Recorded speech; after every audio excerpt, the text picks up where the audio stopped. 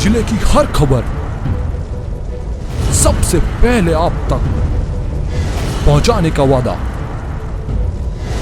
बस यही है एक इरादा। आज ही लगाए अपना पद्मेश डिजिटल सेटअप बॉक्स। नमस्कार, आप देख रहे हैं पद्मेश 24/7 कृष्णा सेंडे के साथ। बुलेटिन की शुरुआत करते हैं हेडलाइन से।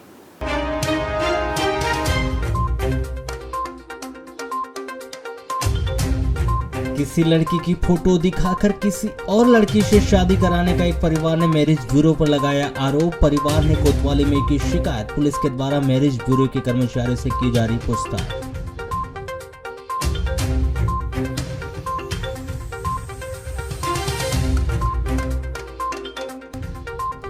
शहर के निजी होटल के काउंटर से 1.5 लाख रुपए की चोरी कर फरार हुए चोर। सीसीटीवी कैमरे में कैद हुई पूरी वारदात। पुलिस के द्वारा सरगर्मी से की जा रही है जांच।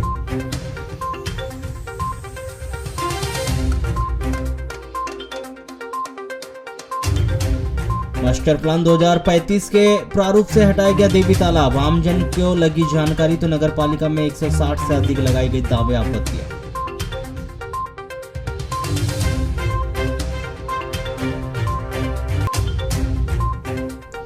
हलांदी थाना क्षेत्र में एक 5 वर्षीय मासूम की तालाब में डूबने से हुई मौत। 1 घंटे की कड़ी मशक्कत के बाद एसडीआरएफ की टीम ने बरामद किया शव।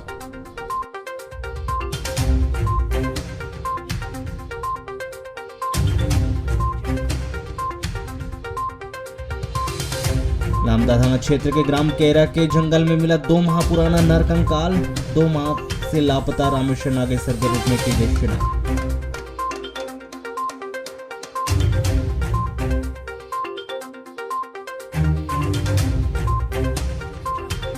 भीषण गर्मी के दौर में नगर के हृदय स्थल बस स्टैंड में नहीं है पानी की व्यवस्था। पानी के लिए भटक रहे राहगीर। नगर पालिका के द्वारा किए गए इंतजाम साबित हुए खोखले।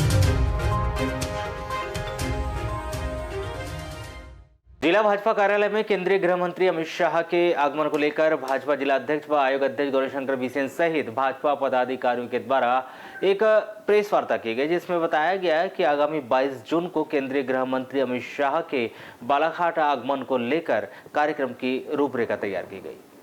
आपको बता दें कि 22 जून को भाजपा के पूर्व राष्ट्रीय अध्यक्ष व देश के गृह मंत्री अमित शाह का पहले बार बालाघाट आगमन हो रहा है, जिसको लेकर भारतीय जनता पार्टी के द्वारा सभी तैयारियां पूर्ण कर ली गई। वह स्थानीय उत्कृष्ट स्कूल के मैदान में एक सभा का आयोजन किया जाएगा, जिसमें अमित शाह के द्वारा बालाघाट की जनता को संबोधित करते हुए उनका बालाघाट 22 जून की दोपहर 2 बजे पुलिस लाइन स्थित हेलीपैड में आगमन होगा। वह पुलिस लाइन से उत्कृष्ट स्कूल तक एक रैली के रूप में वह उसके उत्कृष्ट स्कूल के ग्राउंड पहुंचेंगे, जिसको लेकर भाजपा के द्वारा अपनी सारी तैयारियां पूर्ण कर ली गई है। राष्ट्रों का विभाजन हुआ। डॉक्टर आम्बेडकर साहब नहीं चाहते थे कि तो 70 धारा कश्मीर के लिए प्रदाय हो। यह धारा उस राज्य को दी जाए जिससे वो अलग राष्ट्र का रूप ले। प्रारंभ के दौर में तो वहां का झंडा लगता, वहां का संविधान अलग पढ़ा जाता था, वहां के मुख्यमंत्री को पंत प्रधान कहा जाता था। इसी का तो डॉक्टर श्यामा प्रसाद मुखर्जी ने किया, परमिट लगे। ऐसी धारा को बिना किसी छोटा सा फटाका भी नहीं फूटा, चींटी की आवाज भी नहीं आई, और सभी लोगों को जोड़ करके हम तो 543 की विधानसभा में आधे से कुछ ही ज्यादा है ना। संविधान संशोधन के तो पूर्ण हमें 3/4 बहुमत चाहिए। कहीं 2/3 लगता है, कहीं 3/4 लगता है। ये बहुमत जुटाने में मुझे लगता है मोदी जी की सरकार ने और अमित शाह जी ने जो ऐतिहासिक काम किया, वो इतिहास के पन्नों पर सड़क पढ़ा जाएगा। राम जन्मभूमि का मुद्दा है, न्यायालय ने फैसला दिया। फैसला जिस दिन हुआ तो उस दिन मैं भोपाल में था। ऐसा लगता था कि पता नहीं क्या हो जाएगा। हिंदू मुस्लिम दोनों पंथ के लोग शांति के साथ में माननीय सुप्रीम कोर्ट के फैसले को स्वीकार किए। हम जानते हैं कि राम भगवान का जन्म अयोध्या के उस स्थान पर जहाँ पे जन्मभूमि है, उसको परिवर्तन नहीं किया जा सकता। लेकिन मस्जिद उस जगह बन सकती है। हमारे मुस्लिम भाई तो सड़क के ऊपर नमाज अदा कर सकते हैं। मैंने कई बार को ट्रेन के रेलवे स्टेशन पर नमाज पढ़ते देखा है। तो माननीय सुप्रीम कोर्ट के फैसले का सम्मान करके मुस्लिम भाइयों की अलग मस्जिद बनाने का जो निर्णय को स्वीकार हमारी केंद्र सरकार ने, उत्तर प्रदेश सरकार ने किया, उनके भूखंड जो उपलब्ध कराया। हमारे जैसे कार्यकर्ता तो मस्जिद का निर्माण होगा तो कार सेवा करने जाएंगे, क्या दिक्कत है?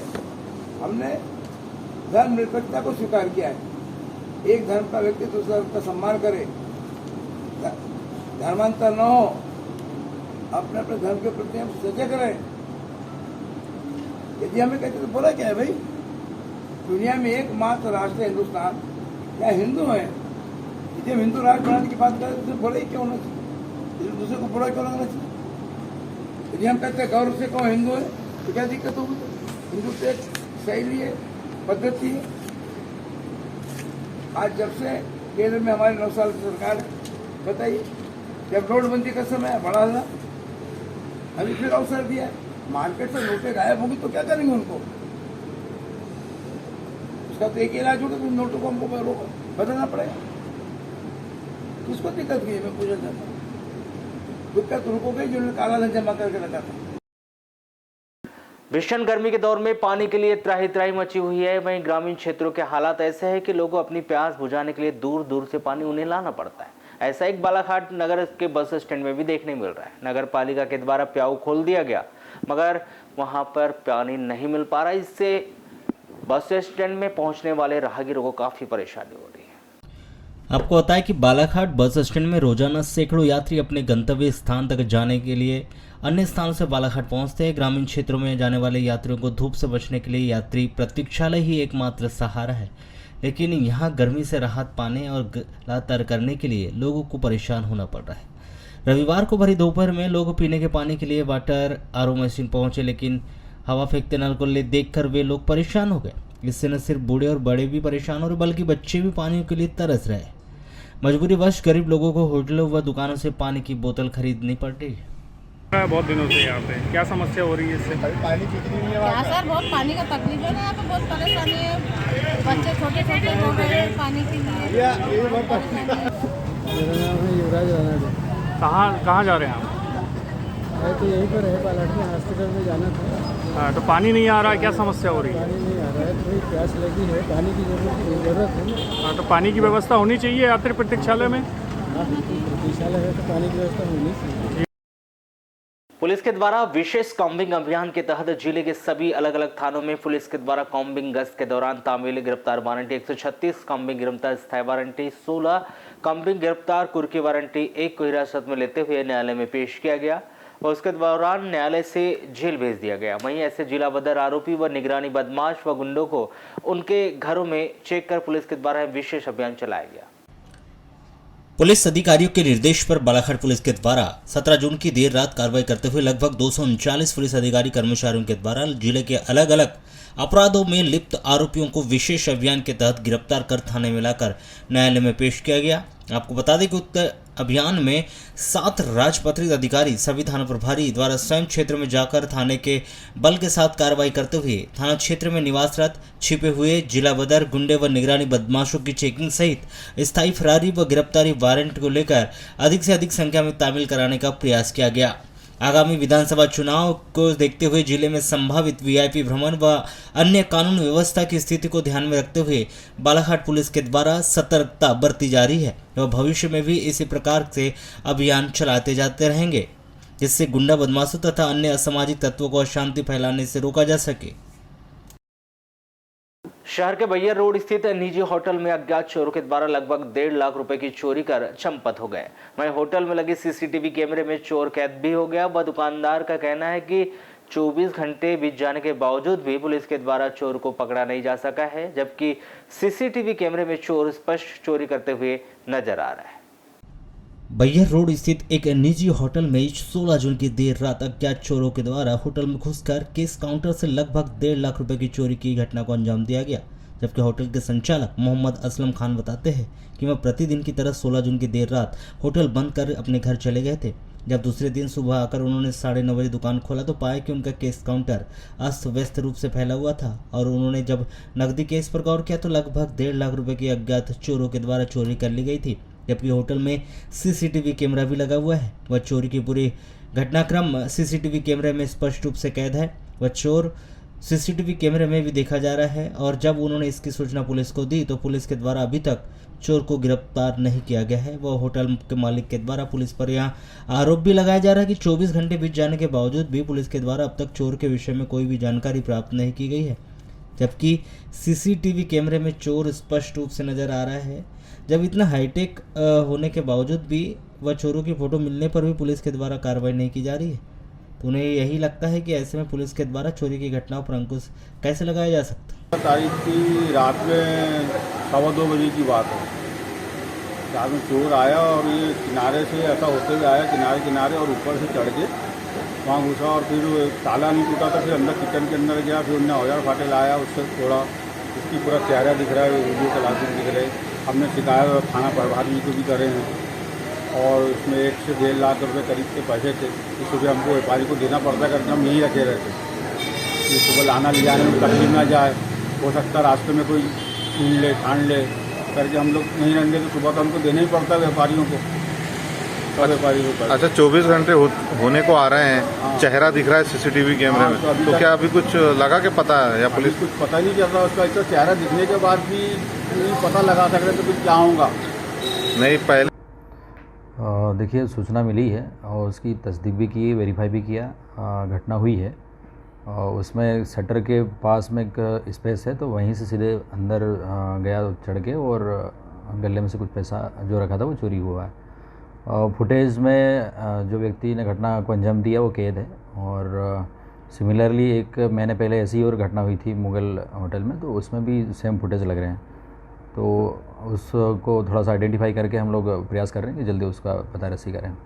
सर सेम तारीख की बात सामने रही कि 16 जून और 16 मई को इसने चोरी चुना और सेम कपड़े पहने, तो क्या लगता है सर? देखिए जो हुलिया है वो तो लोकल का नहीं है, वो आसपास ग्रामीण क्षेत्र का ही बंदा है वो जो घटना अंजाम कर रहा है। तो हम देख रहे हैं और फुटेज और भी देख रहे हैं और बाकी मूवमेंट सीसीटीवी कैमरे खंगाल रहे हैं और शीघ्र ही पता चलेगा उसका। लालबरा के दक्षिण सामान्य वन विभाग लालबरा वन परिक्षेत्र के अंतर्गत आने वाले सोनेवानी जंगल को वन परिक्षेत्र अधिकारी लालबरा हर्षित सक्सेना के द्वारा 15 जून से वन परिक्षेत्र के अंतर्गत सोनेवानी अनुभव भ्रमण क्षेत्र पर्यटकों व आमजनों के लिए बंद कर दिया गया था। 18 जून को जिप्सी वाहन चालक संगठन व ग्राम पंचायत पांडरवानी के सरपंच के द्वारा वन परिक्षेत्र अधिकारी हर्षित सक्सेना को ज्ञापन सौंपकर आमजन व पर्यटकों की मांग पर सोनेवानी जंगल भ्रमण की तिथि 30 जून तक बढ़ाए जाने की मांग की, जिसके बाद वन परिक्षेत्र अधिकारी हर्षित सक्सेना ने जिप्सी वाहन चालक संगठन, ग्राम पंचायत पांडरवानी के सरपंच व अन्य जनप्रतिनिधियों की मांग पर सोनेवानी जंगल भ्रमण की तिथि को बढ़ा दिया है। अब क्षेत्रीय पर्यटक 30 जून तक सोनेवानी जंगल क्षेत्र का भ्रमण कर बाघ, तेंदुआ, बाइसन, सांभर, चीतल, मोर व अन्य वन्य प्राणियों का दीदार कर सकते हैं, परंतु पर्यटक जंगल क्षेत्र में वन विभाग से रजिस्टर्ड जिप्सी वाहन से ही भ्रमण करेंगे। दूसरे वाहन से भ्रमण करने वालों पर वैधानिक कार्रवाई की जाएगी और यह भ्रमण सूर्य उदय से लेकर सूर्यास्त के बीच करना है। आपको बता दें कि लालबरा मुख्यालय से करीब 8 किलोमीटर दूर दक्षिण सामान्य वन परिक्षेत्र लालबरा के वन परिक्षेत्र के अंतर्गत आने वाले सोनेवानी, चिकलाबड्डी, टेकाड़ी जंगल क्षेत्र में वन्य प्राणी के दीदार करने के लिए जिले सहित अन्य प्रदेशों से पर्यटक आते हैं और जंगल क्षेत्र का भ्रमण कर वन्य प्राणियों के दीदार करते हैं। प्रतिवर्ष 30 जून तक सोनेवानी जंगल क्षेत्र का पर्यटक जिप्सी में बैठकर भ्रमण करते थे, परंतु इस वर्ष 15 दिन पूर्व ही जंगल क्षेत्र के भ्रमण पर प्रतिबंध लगा दिया गया था। इससे क्षेत्रीय पर्यटक व जनप्रतिनिधि व जिप्सी चालकों में आक्रोश व्याप्त हो गया था। वो अभी क्या था, वो सरकारी आदेश थे 15 जून तक के, उसको 30 जून के लिए बोले साहब को, साहब मान कर तैयार हो गए थे 30 जून तक चालू है समझो। जैसे डेट बढ़ गई 15 दिन, तो किस तरह से आपको लाभ मिलेगा? क्या हमको तो 15 दिन मतलब काफ़ी हमको राहत मिल जाएगी। अच्छा, इस सीजनों में पर्यटक ज़्यादा आते हैं क्या वहाँ पे? हाँ, इसमें ज़्यादा आते हैं क्योंकि स्कूल की छुट्टी रहती है। अब स्कूल चालू होने में यदि फिर भी 10 दिन बाकी है तो 10 दिन का काम हमको मिल जाएगा। और जिस तरह से वन्य प्राणियों के दीदार करना है तो इसी सीजन में अधिक होते हैं। इसी सीजन में गर्मी में ज़्यादा दिखते हैं और खुला रहता है, मौसम अच्छा रहता है, तो उस वजह से जानवर काफ़ी अच्छे दिख रहा है। अभी जैसे बंद कर दी तो किस तरह से परेशानी हो रही थी? परेशानी तो बहुत हो रही थी, मतलब दिल ऐसा हो रहा था कि फिर से जंगल जाए तो जंगल जाने को नहीं मिल रहा था, पब्लिक भी परेशान हो रही थी। तो इससे आपको एक रोजगार भी मिलता है क्या? रोजगार भी, पब्लिक बहुत परेशान हो रही थी। सुबह शाम फोन आ रहे थे, भैया जंगल चालू करो, तो फिर साहब को बोले तो फिर साहब मान गए। तो कब तक चालू रहेगा? ये 30 जून तक रहेगा, उसके बाद बंद हो जाएगा। फिर 1 अक्टूबर चालू हो जाएगा। 1 अक्टूबर चालू 1 अक्टूबर चालू हो जाएगा। यहाँ आज के संबंध में वन विभाग को ज्ञापन सौंपा गया। आज जो है वन विभाग को जो हमारे जो स्थानीय जिप्सी संगठन है इनकी मांग पर, और हमने खुद भी निवेदन किया वन विभाग से, क्योंकि 15 तारीख से सोनेवानी जंगल को बंद कर दिया गया था। तो इस समय जो है लालबर्रा के जो पर्यटक है और आम जनता को भारी परेशानियों का सामना करना पड़ रहा है। चूँकि 30 तारीख तक के जो है नेशनल पार्क समस्त बालाघाट जिले के और मध्य प्रदेश के चालू है, तो हमने रेंजर साहब से जो है निवेदन किए कि 30 तारीख तक के जो है आप भी इसको चालू रखें। तो रेंजर साहब ने जो है हमारे निवेदन को और जिप्सी संगठन के निवेदन को स्वीकार किए, और आगामी 30 जून तक के अब पर्यटक भ्रमण कर सकेंगे। इसके अलावा जो है हमारी ये भी मांग जो हमने किए थे कि चूँकि अब बरसात पानी आ रहा है, तो सिर्फ वन विभाग में रजिस्टर्ड वाहन जो जिप्सी है सिर्फ वही अंदर जाएगी जंगल के, बाहर दूसरे वाहन नहीं जाएंगे, क्योंकि पानी यदि गिरा तो दूसरे वाहन 2 व्हील होते हैं तो उनके फंसने के चांस होते हैं। इसलिए सशर्त वन विभाग ने जो अनुमति दिए हैं वो सिर्फ जिप्सी वालों के लिए दिए हैं, ताकि 4 व्हील गाड़ी है, कभी को पानी भी आए तो अंदर यात्री पर्यटक फंसे ना और वो सकुशल बाहर आ जाए। तो इसलिए मैं धन्यवाद भी देता हूं हमारे वन विभाग का कि उन्होंने जिप्सी संगठन की और हमारी बात को स्वीकार किया है, और आगामी समय तक के जो है पार्क पुनः खोल दिया जाए। महिलाओं को आगे बढ़ाने, उनको सशक्त बनाने के लिए मकसद से लोधी अवंती महिला मंडल संगठन ने स्थानीय बोड़ी स्थित निजी निवास में बैठक आयोजित की। बैठक में समाज के उत्थान के लिए और महिलाओं को रोजगार के साधन कैसे उपलब्ध हो, महिलाओं के ग्राम में कैसे सशक्त बनाया जाए और हर गांव में महिला संगठन का गठन करने पर विचार विमर्श किया गया। और इसमें छोटी कुम्हारी, बड़ी कुम्हारी, खैरी के सभी लोग इकट्ठा हुए हैं, और इसका ध्यान है कि समाज को आगे बढ़ाना है। जो पढ़ी लिखी बहू लोग आती है उनको आगे तक लाना है, और सभी को आगे समाज को बढ़ाने के लिए ज़्यादा प्रयास करना है। लामता थाना क्षेत्र के अंतर्गत आने वाले ग्राम केरा के जंगल में उस समय सनसनी फैल गई जब जंगल में 2 माह पुराने नर कंकाल मिलने की घटना सामने आई। पुलिस से मिल रही जानकारी के अनुसार केरा के जंगलों में ग्रामीणों के द्वारा 2 माह पुराना नर कंकाल मिलने की सूचना उन्हें मिली, तो जंगल में ग्रामीणों का जमावड़ा लग गया था। देखते ही देखते आसपास के क्षेत्र में सनसनी फैल गई। जब इसकी सूचना पुलिस को दी गई तो पुलिस के द्वारा गुमशुदगी की रिपोर्ट के आधार पर पतासाजी शुरू की गई, जिसमें रामेश्वर नागेश्वर उम्र 55 वर्ष ग्राम मोतेगांव निवासी के रूप में इसकी शिनाख्त उसके कपड़े के अनुसार की गई, और बताया जाता है कि उसकी बेटी सविता के द्वारा 2 महीने पहले अपने पिता की गुमशुदगी की रिपोर्ट लामता थाने में दर्ज करवाई गई थी। वहीं पुलिस के द्वारा मौके पर पहुंचकर सविता से शिनाख्त कराई गई, तो सविता के द्वारा कपड़ों के आधार पर उसे अपने पिता की शिनाख्त की गई। खैलांजी थाना क्षेत्र के अंतर्गत आने वाले ग्राम झरिया में तालाब में मां के साथ कपड़े धोने गई 5 वर्षीय मासूम बच्ची की पानी में डूबने के दौरान मौत हो गई। जब मासूम बच्ची का शव तालाब में नहीं मिला तो एसडीआरएफ की टीम के द्वारा रेस्क्यू कर मासूम बच्चे का शव लगभग 1 घंटे की कड़ी मशक्कत के बाद बाहर निकाला गया। खैलांजी थाना क्षेत्र के अंतर्गत आने वाले ग्राम झिरिया निवासी सुरुति पिता सुलिस नायक उम्र 5 वर्ष जाति बैगा, जो कि 18 जून को अपनी माताजी के साथ कपड़े धोने के लिए गांव के तालाब में गई हुई थी। जब वह 5 वर्षीय बालिका माता कपड़े धो रही थी तब अचानक ही सुरुति नहाते तालाब के गहरे पानी में चले गई, और सुरुति की माता के द्वारा देखा गया कि सुरुति कहीं नजर नहीं आ रही, तो उसके द्वारा इधर उधर काफ़ी तलाश किया गया। जब सुरुति नहीं मिली तो उसकी सूचना उन्होंने अपने परिजनों को दी। परिजनों के द्वारा भी तालाब में सुरुति को खोजने का प्रयास किया गया, किंतु सुरुति पता कहीं भी नहीं चल पाया। इसकी सूचना पुलिस कंट्रोल रूम को दी गई। पुलिस कंट्रोल रूम के द्वारा बालाघाट से एसडीआरएफ की टीम खैलांजी के झरिया ग्राम भेजी गई, जिस पर एसडीआरएफ की टीम के द्वारा लगभग 1 घंटे तालाब में रेस्क्यू कर श्रुति का शव को बाहर निकाला। उसके बाद इसकी जानकारी खैलांजी पुलिस को दी गई। खैलांजी पुलिस के द्वारा शव का पीएम करवा कर शव परिजनों को सौंप दिया गया है। बट एएसआई होगा तो